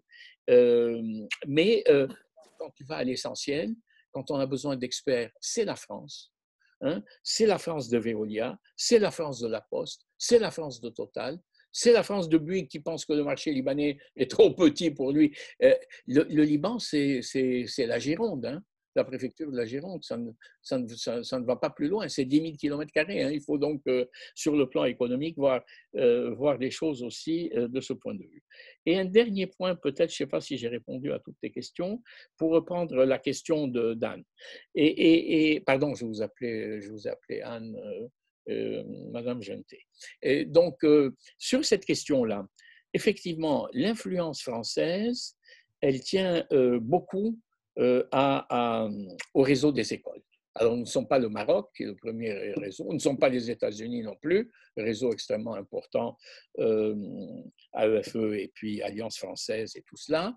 Les lycées français au Liban, ça a été rappelé par M. Kopty, jouent un rôle important. J'ai été aussi intéressé par l'intervention de M. Kopty quand il a dit la rue Foch ou Gouraud ou la rue Pasteur. Hein. Il y a beaucoup de noms de cette époque-là. Mais je vais vous dire l'importance du Liban pour la France. C'est le seul État de la région où la francophonie résiste. Elle a été déjà gagnée par l'anglophonie. Beaucoup de Libanais ont fait leurs études scolaires plus ou moins bien en français, mais ils passent à l'anglais ensuite. Et ensuite, ça disparaît. L'enseignement supérieur, et ça, Christian, je parle sur le contrôle de Christian, mais ça se passe comme ça à l'ESSEC aussi, et passe en anglais. L'ESA enseigne en grande partie en anglais, pour ne pas parler de l'ESSEC. Mais il y a un journal francophone qui est le seul avec le journal d'Égypte qui continue, bien entendu, mais qui a une audience extrêmement faible. Donc, la partie, ça se joue la francophonie joue dans cette région son avenir au Liban. Et pourquoi parce que toute la région parle anglais. Arabe-anglais, l'anglais c'est la langue du commerce. Vous êtes saoudien, mais vous négociez en anglais. Vous êtes émirati, vous négociez en anglais. Mais le Liban, il y a autre chose. Il y a un fait de civilisation. Alors, c'est un grand mot, un fait de civilisation, mais il y a un attachement, il y a une culture. Les Libanais regardent le journal télévisé sur Antenne 2. Il faut le savoir. Ils ne vont pas sur la télévision libanaise qui raconte des histoires à dormir debout, soporifiques et qui est manipulée par le pouvoir, plus ou moins. Donc, ça, c'est une partie extrêmement importante. Et là où l'Union européenne, et c'est là que je reviens vers Richard, a une politique totalement désastreuse par rapport au Liban, c'est qu'il y a 1,5 million de réfugiés syriens. Que dit l'Union européenne? L'Union européenne est arrivée avec beaucoup d'argent. Mais c'est un scandale au Liban. Elle a mis en place un système formidable. elle a créé des automates, là, les distributeurs de billets. Le réfugié syrien qui est inscrit sur la liste de l'Union européenne a une carte. À la fin de chaque mois, il vient retirer ses sous, qui sont des subventions européennes aux réfugiés syriens au Liban. De plus en plus, il rentre en Syrie, il les dépense, il ne les dépense pas au Liban. Le Libanais, lui, perd complètement, n'a plus les moyens de vivre, n'est-ce pas? Les Libanais ont fait un système assez extraordinaire. L'écolier libanais va de 9h à 13h à son école, mais l'après-midi, il n'y a pas classe. Parce que de 14h à 18h, ce sont les enfants des réfugiés syriens qui viennent. Il y a eu l'an dernier plus de naissances d'enfants de réfugiés syriens que de naissances libanaises. Les Libanais émigrent à toute vitesse après, vu le manque d'argent, vu une diaspora qui est de l'ordre de 10 à 14 millions de Libanais ou d'origine libanaise dans le monde par rapport à 4 millions de Libanais qui sont là. Donc ils partent. Ils ont les moyens d'être accueillis ailleurs, il y a des connexions. Le Canada, je ne sais pas, c'est comme pour les Palestiniens, il y a plus de Palestiniens au Chili que de Palestiniens à Jérusalem aujourd'hui. Je dis, c'est quand même assez incroyable ce phénomène de diaspora, pour ne pas parler des États-Unis. Mais l'Union européenne dit au Liban, mais écoutez, nous ne voulons pas que les réfugiés rentrent, parce que c'est donner du crédit à Bachar el-Assad, donc on va être extrêmement dur, vous allez garder vos réfugiés, de toutes les manières, vous ne supportez pas les conséquences puisque c'est nous qui payons, mais entre-temps, l'électricité qui est chippée, les routes qui sont surchargées et qui ne sont pas réparées, l'écolage des enfants syriens qui est gratuit, je le rappelle, tout cela, ça pèse. Et l'Union européenne, aligné en cela sur la position américaine, dit on ne va pas faire de concessions, on ne va pas résoudre le problème, on ne va pas faciliter le problème de Bachar el-Assad, et donc vous les gardez chez vous. Et ça, c'est un contentieux avec l'Union européenne, du Liban, mais qui est clairement dit. Il y a aujourd'hui une réunion qui se tient à Damas sur les réfugiés syriens et la manière de les rapatrier. Le pouvoir veut montrer que tout est normalisé, tout est stabilisé. Et l'Union européenne, malheureusement, je le dis Jean-Maurice, aligné sur la position américaine, dit « Ah non, non, on ne va pas lui faciliter le problème. La normalisation, c'est trop simple. Bachar el-Assad va gagner sur un plan symbolique. Il n'est pas question. » Mais entre-temps, je te dis, les naissances libanaises, les naissances syriennes au Liban sont plus importantes que les naissances libanaises. Donc, problème complexe. L'Europe ne parle pas d'une seule voix. L'intérêt de l'Allemagne pour le Liban est véritablement secondaire par rapport à l'intérêt français pour le Liban. On dirait que chacun a sa niche, quelque part, et c'est le retour, alors pour le mot, de l'ancien mandataire sur les lieux du mandat. Mais c'est un phénomène qu'on voit un peu partout dans le monde arabe. Les seuls véritablement qui se plaignent de tout cela, parce qu'on leur a chippé leur place, c'est les Italiens en Libye. Puisque tout le monde intervient maintenant. Enfin, tout le monde, la France notamment, alors que les Italiens estiment qu'ils ont leur mot à dire d'abord en Libye.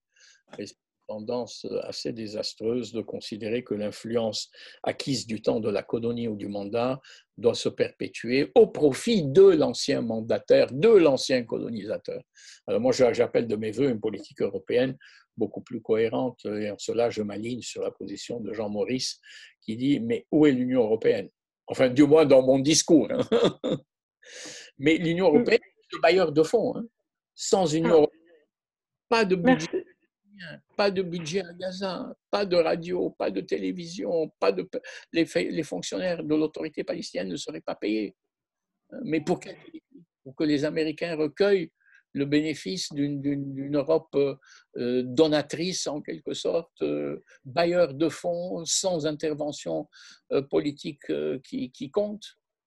Les Américains et les Israéliens cassent, l'Europe paye.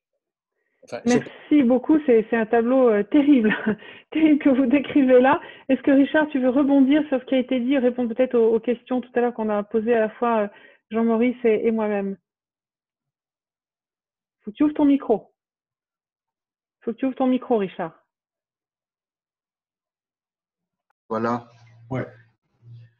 Non, c'est la question maintenant par rapport à CFI, le Club France Initiative, est de savoir comment faire une continuité dans l'influence de la France. Comment faire rebondir l'influence de la France. Et les outils ne manquent pas. Nous avons bien sûr les centres culturels, nous avons les ambassades, nous avons les grandes écoles. Et là, nous avons les associations type Beyrouth Accueil ici ou d'autres.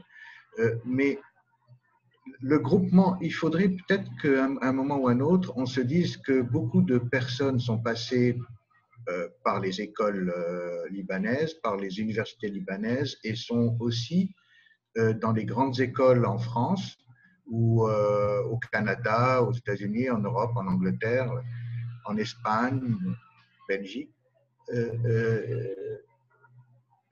Chacun a une spécificité, chacun a une spécialisation. Comment regrouper avoir des synergies avec tout ce savoir et les connaissances qui sont développées. Peut-être faudrait-il un peu un outil, de mettre en place un outil. Vous savez, quand les enfants étaient petits, nous les amenions au centre culturel qui était très facile d'accès parce qu'il n'y avait pas encore l'ambassade construite juste accolée au centre culturel. Maintenant que l'ambassade est accolée au centre culturel, vous avez une difficulté qui est qu'il faut passer bien sûr des postes de sécurité, ce qui ne fait pas… Vous avez par exemple le théâtre, vous avez le cinéma, vous avez une facilité pour accéder à la culture, et c'est très important la culture et tous les arts, et ça c'est peut-être une des forces de la France, que j'ai constaté, que ce soit à Erbil ou à Soleimaniye ou même à Sanaa ou à Mascate. Le monde arabe a besoin de culture, et la culture française, ils y sont intéressés. La preuve, les grands musées qui sont en train d'être construits ou qui ont été construits, c'est ce monde de culture, de savoir, d'art qui est la force de la France, et que je trouve qu'on ne développe pas suffisamment. La francophonie a essayé de faire quelque chose, c'est bien, mais quand vous allez au Louvre et que vous avez le musée des arts islamiques, vous avez quelque chose de puissant là-bas. Vous avez quelque chose qui nous dit qu'il y a un lien profond depuis Anjar, qui est dans la Bekaa, où les Fatimides ont été expulsés et se sont retrouvés en Andalousie, hein, au 7e siècle, 8e siècle. Vous avez une relation du monde arabe avec la France qui n'est pas suffisamment mise en place, pas suffisamment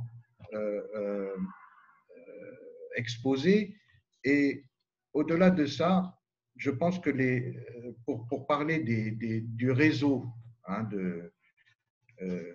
d'initiatives, je crois que les grandes écoles, et notamment par exemple l'ESA, a un grand rôle à jouer.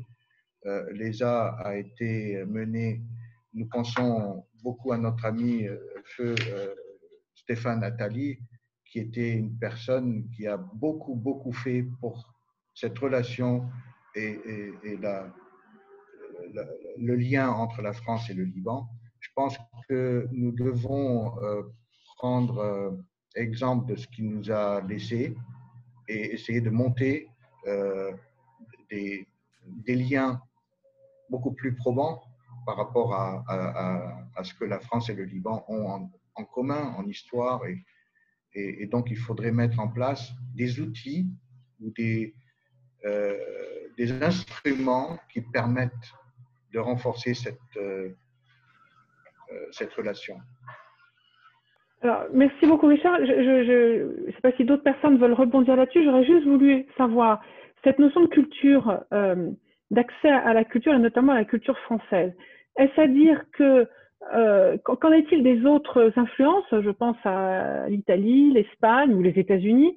Est-ce que ces pays-là, si on peut parler de culture américaine, enfin il y en a une quand même, est-ce que ces pays-là sont présents sur le plan culturel? De quelle manière? Première question. Et deuxième question, faut de l'argent pour pouvoir développer l'influence culturelle.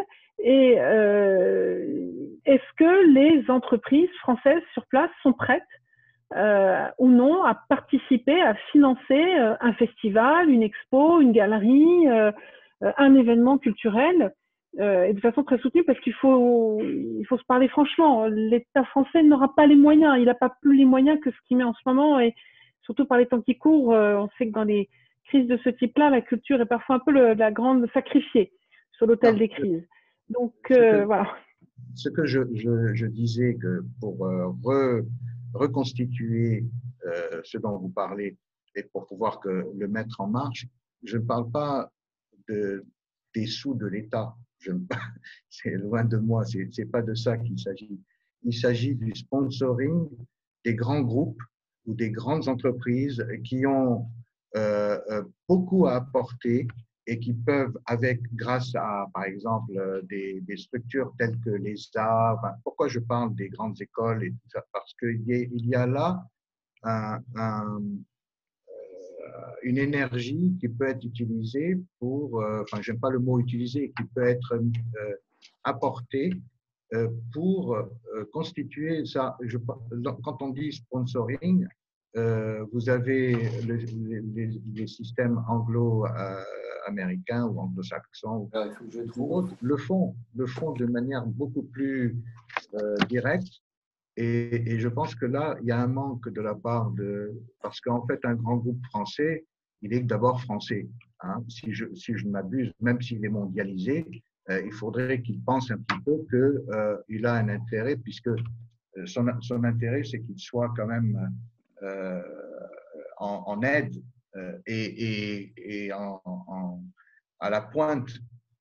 Donc, s'il y a ce que je disais, s'il y a bien une base de données ou une base d'apport, de mise en synergie de toutes ces énergies, il serait possible de faire beaucoup de choses avec les grandes écoles, avec les banques, je ne sais quoi encore. Je crois qu'on a d'autres questions. Alors, Joseph, tu voulais dire un mot, et je crois qu'il y a Yves Merer, mais je ne le vois plus sur mon écran, qui avait une question aussi, et une autre personne. Donc, un petit mot de Joseph d'abord, et ensuite je passe la parole à Yves Merer, s'il est toujours là. On sera obligé d'être assez bref, hein, parce qu'on arrive à 1h30, donc il y aura juste quelques minutes pour aller à la conclusion de cette conférence très intéressante. Merci à tous. Merci Anne de me donner juste la parole pour dire la chose suivante. En termes de politique d'influence, le Liban est dans un contexte qui est très proche de celui du Maghreb. C'est-à-dire que dans d'autres pays où la politique d'action culturelle, je prends le Chili par exemple, est focalisée sur la communauté francophone, sur faire venir des professeurs, le français est partout.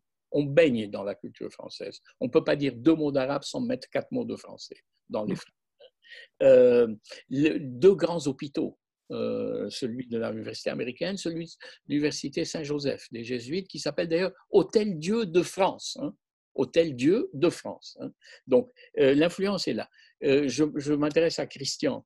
Quand on regarde le paysage universitaire français, l'ESSEC, la communauté libanaise, ou ce qu'on appelle la communauté libanaise des étudiants libanais à l'ESSEC, c'est le deuxième groupement d'étudiants étrangers après les Marocains.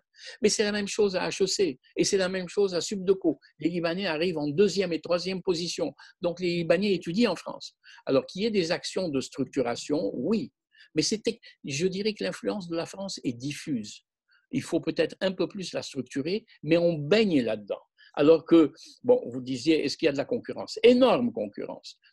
Il y a, au Brésil, il y a dans les 4 à 6 millions de Libanais. Et donc, l'espagnol, mais le Brésil est un peu loin. Qu'est-ce que je voulais dire d'autre? Confucius. Il n'y a pas une école, une université qui n'est pas un centre Confucius. Et là, on voit la politique d'influence. Les Chinois arrivent avec l'argent, avec les professeurs, soit des Chinois, mais il y en a de moins en moins, soit des personnels locaux qui est formé à la langue, et on met de l'argent. La France fait de la culture, les prix Goncourt se vendent au Liban de manière extraordinaire. Il faut être au dernier courant de ce qui paraît en termes de littérature, etc. Alors peut-être qu'il faut plus insister sur l'influence économique, hein, jouer l'entrepreneuriat. Mais les ambassadeurs de France sont excellents là-dessus. Je veux dire, mais on parle du Liban, c'est-à-dire on parle de 10 000 km². Je veux dire, c'est pas immense. Il n'y a plus de 14 juillet qui ne soit financé, mais c'est un peu partout dans le monde maintenant, qui ne soit financé par les entreprises françaises, certaines libanaises qui font du commerce avec la France, bien entendu. Donc, de ce point de vue, c'est beaucoup plus difficile de structurer une action d'influence dans un pays où le français est diffus que dans un pays où le français est une question de niche. Et là, on cible des niches et on essaie de renforcer. Mais là, on baigne dans la francophonie. On baigne dans la francophonie. Donc, je ne sais pas quel type d'action, quand vous avez des enfants à l'école, quand vous regardez le journal télévisé, quand vous lisez l'actualité littéraire de la France et les journaux français et les livres français, et que vous envoyez vos enfants dans les écoles HEC, ESSEC, etc., il y a ça, hein, qui est beaucoup plus, paradoxalement, beaucoup plus difficile à structurer que dans un cadre beaucoup plus souple. Mais je suis d'accord avec ce que dit M. Copty, à savoir que peut-être sur le plan économique, il y a à repenser l'action de manière beaucoup plus ciblée. Mais le réflexe est là, le réflexe francophone. On a besoin d'améliorer EDL, on va chercher EDF. On a besoin d'une expertise sur la poste, on voit les postes françaises, avec tout ce que ça peut avoir comme lien un peu, pardon du terme, incestueux, comme de la France-Afrique, où les affaires se mêlent à l'influence et où l'influence ne va pas sans une partie de corruption. Alors, il ne faut pas jeter la pierre sur tout le monde, mais disons que ça accompagne, ça peut accompagner ces phénomènes-là. Voilà, et je m'arrête là. Merci beaucoup. Une petite lumière, quoi, un petit message d'espoir. Alors, Yves voulait poser une question. Yves, et puis Hubert après. Oui, merci, c'est gentil. D'abord, bravo à tous les intervenants aux questions pour un sujet tout à fait passionnant. J'ai juste, si vous m'entendez, quelques remarques. J'ai l'impression que quand on parle de l'influence de la France, nous sommes dans le nostalgique. Et même nos interventions, comme le plan Macron, c'est flamboyant, c'est compliqué, et éventuellement, et c'est le cas souvent dans nos interventions, elles ne sont pas mises en œuvre. Et par opposition ou en comparaison, je trouve que le système britannique a été beaucoup plus pragmatique, simple, même si c'est quelquefois machiavélique, et c'est mis en œuvre. Et l'exemple, ça a été la création par les Anglais des Émirats arabes unis, qui ont été le moyen de développement d'une influence britannique au Moyen-Orient, qui a été initiée, qui a été réussie et qui fonctionne. Donc, mon défi serait effectivement de dire pourquoi est-ce qu'on ne s'organise pas vers quelque chose de plus simple, de plus pragmatique, et effectivement avec un focus et une concentration sur l'économique, le commercial, et tout ça en s'appuyant sur un cadre européen. Merci. Hubert, c'est ça qui voulait rajouter quelque chose? Hubert, oui. Oui, bonjour à tous. Bon, tout d'abord, je voulais remercier nos intervenants pour la conférence. Très intéressant ces interventions. Ça m'a énormément intéressé parce que bon, j'habite personnellement au Brésil, mais j'ai des liens forts avec le Liban. C'est ma belle famille libanaise. Ma belle-mère a été d'ailleurs professeure de philosophie à l'université Saint-Joseph, dont on a un petit peu parlé. Et je suis quand même un ancien de l'ESSEC, donc sur le plan universitaire, je me suis pas mal retrouvé. J'avais une question pour Monsieur Maïla. On a parlé en fait de la diplomatie et des différents instruments d'influence. Il y a un instrument de diplomatie qui est un petit peu moins amical, dont on n'a pas parlé, qui sont les sanctions. On voit, c'est assez intéressant, ça a été un des derniers mouvements de l'administration Trump, ça a été de commencer à imposer des sanctions à des responsables politiques libanais. Donc, en fait, une question qui se dédouble. Qu'attendre déjà dans les prochains mois avec la nouvelle administration Biden et la fin de règne de l'administration Trump de la diplomatie libanaise des États-Unis? Et est-ce qu'on assiste peut-être à un durcissement de ton envers la classe politique libanaise? Merci beaucoup, Hubert. Alors, Charles et Joseph, pardon, et Richard, si vous voulez rebondir. Joseph, Richard. Oui, Anne, vous voulez me donner combien d'heures là pour répondre à ces questions? On est là jusqu'à ce soir. Merci pour les deux questions d'Yves Merer et de Hubert Maguin. Hubert. Alors, pour M. Merer, effectivement, les Anglais sont là à Aden depuis 1859. Ils ont créé le Koweït, ils ont créé les Émirats arabes unis, ils ont une influence en Arabie saoudite, ils ont une influence en Irak. Les Anglais sont beaucoup plus pragmatiques, ne cherchent pas à imposer leur culture, n'ont pas créé des écoles, il n'y a pas de réseau d'écoles anglaises, hein, parce que l'anglais là aussi est diffus comme langue. Et deuxièmement, c'était la route des Indes. Nous, la France, nous avons débarqué avec 2 pays. Nous avons ciblé l'Égypte, on l'a perdu au profit des Anglais. Quand Bonaparte est parti, et puis le canal de Suez qui a été transformé en compagnie internationale, alors c'était une compagnie française du canal de Suez, nous l'avons partagé avec les Anglais. Il n'est plus resté, si j'ose dire, que le Liban et la Syrie, et les Anglais ont fait comprendre à la France à l'époque que la France c'était le Maghreb, c'était pas le Proche-Orient. Donc on a grignoté des lambeaux d'empire, d'où l'influence anglaise qui a toujours été le home rule. Hein. On n'impose pas le code Napoléon, on n'impose pas le code civil, on n'impose pas la laïcité, on n'impose pas la constitution. On laisse, c'est ce qu'on appelle la politique au sens pas péjoratif, hein, mais on appelait ça l'indigénat. Hein. Les indigènes s'autogèrent, il n'y a pas d'influence, peut-être qu'on compte sur l'influence de la langue qui va de soi, donc on n'a pas à l'imposer. Quant aux questions donc, d'Hubert, des questions complexes. D'abord, je ne sais pas si Jean-Maurice est avec nous, les Européens n'aiment pas beaucoup les sanctions. N'aiment pas beaucoup les sanctions. Les Américains fonctionnent à coup de sanctions. C'est de l'impérialisme pur et dur. Il y a des Iran, mais on n'est pas dans cette logique de force.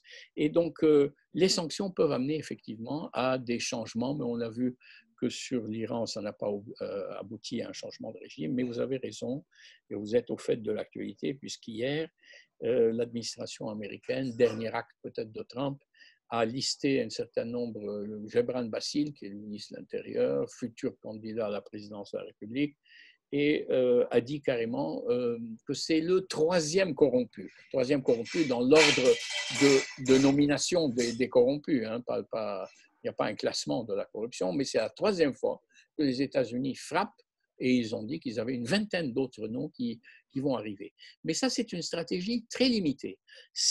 On assèche les ressources financières du Hezbollah, on le coince sur le plan intérieur. Tous ceux qui sont engagés dans une action politique avec le Hezbollah, on assèche le marais du Hezbollah. On le poursuit en Amérique latine, vous le savez, dans la zone des 3 frontières, hein, la région d'Ixassou, là, c'est, je pense, oui, et en Afrique. Hein. Alors, parenthèse pour Anne, quand il y a beaucoup de Libanais en Afrique occidentale, et essentiellement en Afrique occidentale, c'est des chiites libanais. Donc, des gens qui, en principe, une communauté qui n'a pas cette familiarité qu'ont d'autres communautés avec la France. De retour au Liban, la première chose qu'ils font, c'est d'aller voir l'ambassadeur de France qui accède à leur demande. Nous voulons un lycée français dans le sud Liban.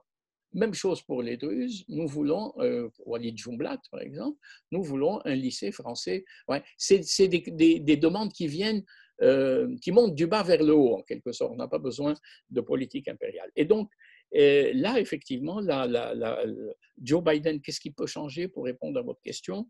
Pas grand-chose. C'est-à-dire qu'on pense que la continuité de la politique au Proche-Orient, je parle, hein, le JCPOA va continuer, mais Biden va faire des pressions. Alors, il utilise un terme très intéressant. Les pressions en soi ne sont pas intéressantes. Il faut avoir une politique intelligente de l'influence et de la pression. C'est-à-dire arriver avec un gros marteau et dire les sanctions, non. Mais les sanctions pour amener à la négociation. ce qui n'était plus le cas, on ne voyait plus très bien cette stratégie chez Donald Trump, qui était les sanctions pour les sanctions jusqu'à ce que le régime s'écroule.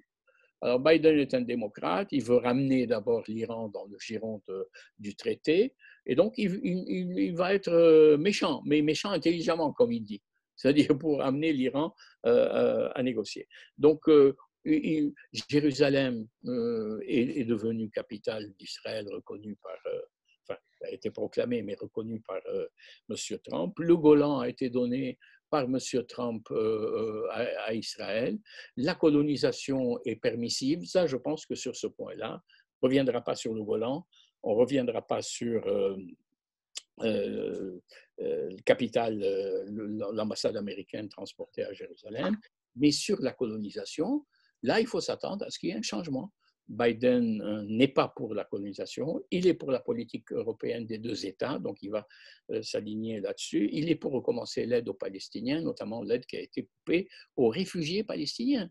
C'était 340 millions de dollars annuels que donnaient les États-Unis à la caisse ce qu'on appelle l'UNRWA, la caisse pour les réfugiés palestiniens. Alors pour le Liban, il n'y aura pas de changement immense, sauf que la politique d'étranglement du Hezbollah continuera, mais avec peut-être une perspective de sortie qui est venez négocier, messieurs les Iraniens, et peut-être que l'Iran est exsangue. Le Hezbollah n'a plus d'argent de l'Iran, donc sa clientèle sur place souffre de ce manque d'argent, et il y aura peut-être une redistribution. Les pays qui ont le plus à craindre, le pays qui a le plus à craindre de l'administration Biden, c'est l'Arabie saoudite.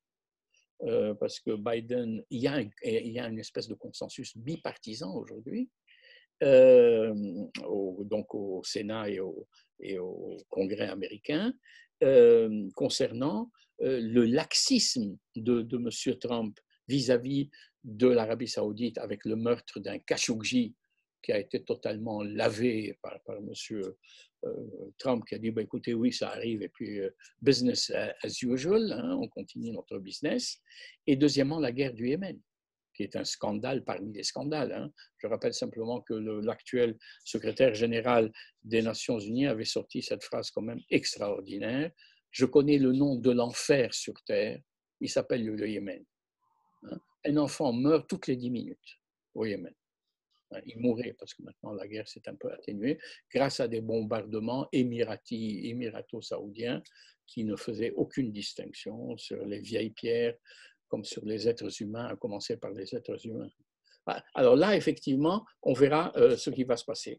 Et l'Arabie saoudite, je le sais parce que je suis en contact avec beaucoup d'experts de la politique saoudienne et des amis saoudiens, disent là, Biden, on ne sait pas. Alors, moi, je crois qu'ils vont finir par s'entendre, hein, mais ça ne va pas être la carte blanche pour une politique d'Arabie saoudite, qui était la politique de ce que, comment il s'appelle, Trump appelait la pression maximale.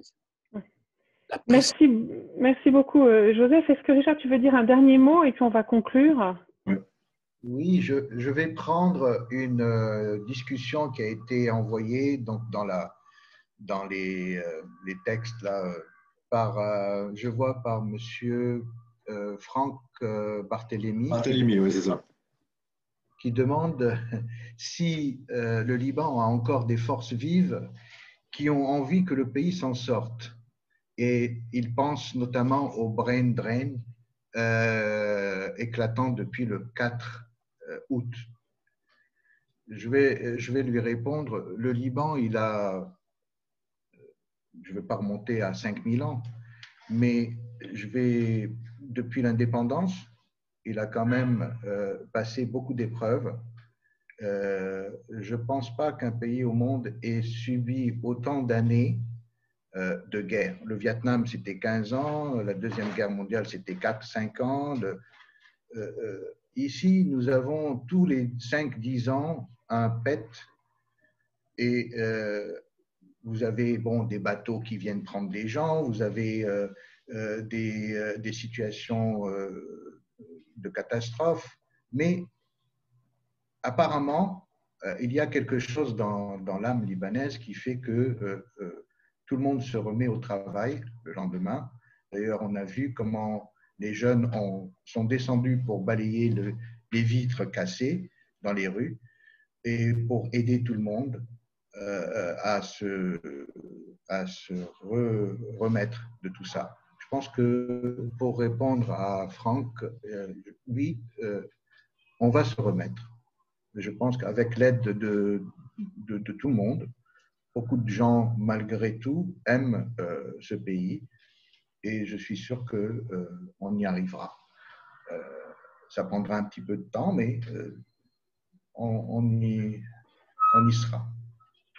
Merci beaucoup, Richard. Toute la question, c'est de savoir si, quand le pays va se relever, avec, j'ai bien compris dans ce que tu dis, le soutien et l'effort constant et l'enthousiasme même de ses propres forces, qui apparemment partent pas toutes, ou en tout cas, peut-être que celles qui partent peuvent garder le lien.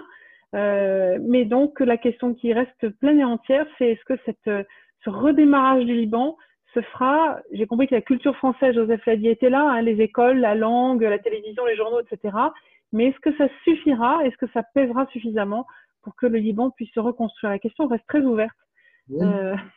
Et je pense que dès qu'on aura un système électoral net, clair, et sans entourloupe, sans chicane, comme disent les Québécois, peut-être que oui, il faudra le faire. Il faudra passer par là. Mais je suis sûr que les gens ont compris. Actuellement, ils ont quand même subi beaucoup de choses cette année, l'année 2020, hein, 20 sur 20. Oui, l'année 20 sur 20, elle n'est pas 20 sur 20 pour tout le monde, loin de là, dans le monde entier. C'est vraiment une année à mettre derrière nous aussi vite que possible, je pense, partout. Oui. Merci beaucoup à tous les deux. Christian, je te laisse dire un mot de conclusion. Merci beaucoup et je permets juste de vous annoncer que la prochaine conférence débat se tiendra sur le sujet de la recherche, l'influence française dans le monde à travers ses chercheurs. Et ça sera le 15 décembre. Christian, voilà. À toi le dernier mot. Alors, j'allais parler de ce prochain thème. Alors, je redouble de publicité pour ce prochain événement sur un thème différent, mais extrêmement important. En tout cas, ce que je retiens de tout ce qui a été dit, je vous remercie à la fois pour non seulement les contributions de Joseph et les commentaires de Richard et les questions des unes ou des uns et des autres. Le Liban, c'est un pays dont on se rend compte de l'importance absolument extraordinaire par tous les traits que vous avez rappelés. Et aussi, on se rend compte que c'est un pays qui est très méconnu parce qu'on connaît vaguement les liens qui peuvent exister, son influence, le rôle que ce pays joue. On comprend aussi les enjeux qu'il y a autour avec cette espèce de neutralisation en fait, du Liban dont nous avons parlé. En tout cas, je pense qu'il y a une chose qui ressort de tout ça, c'est qu'on a appris à aimer le Liban. C'est un pays qui est absolument… il mérite qu'on s'y intéresse et c'est ça qui est important. Nous y sommes tous très attachés. Et je crois que vous avez donné envie non seulement de vous intéresser au levier de l'influence de la France, mais au Liban en tant que tel. C'est un pays passionnant. Et si vous n'avez pas eu l'occasion de découvrir ce pays, je vous invite, dès que les circonstances vous le permettront, à aller le découvrir. C'est un pays qui est passionnant à la fois par sa complexité, mais aussi par l'avenir que ça roule. Moi, je pourrais dire, avec une autre expérience, mais il faudrait faire un drôle de développement là-dessus, c'est que s'il y avait un jour un hub qui devait se développer au Moyen-Orient, c'est sans doute au Liban qui devrait se dérouler. Il y a une tradition de commerce, il y a une tradition de multilinguisme, d'ouverture qui pourrait faire, qui est une sorte de potentiel latent du Liban qui est absolument extraordinaire, à l'instar de ce qu'a pu faire, je ne sais pas, Singapour il y a très longtemps, ou l'île Maurice. Donc il y a un rôle de hub régional qui pourrait être joué, mais c'est compliqué. Merci à toutes et à tous et rendez-vous le 15 décembre pour parler de la recherche. Et désolé pour ceux qui sont frustrés, qui n'ont pas pu poser leurs questions aujourd'hui, mais nous trouverons une manière de rester en contact. Merci à tous. Merci Joseph. Merci beaucoup. Merci Richard. Au revoir. Au revoir. Merci.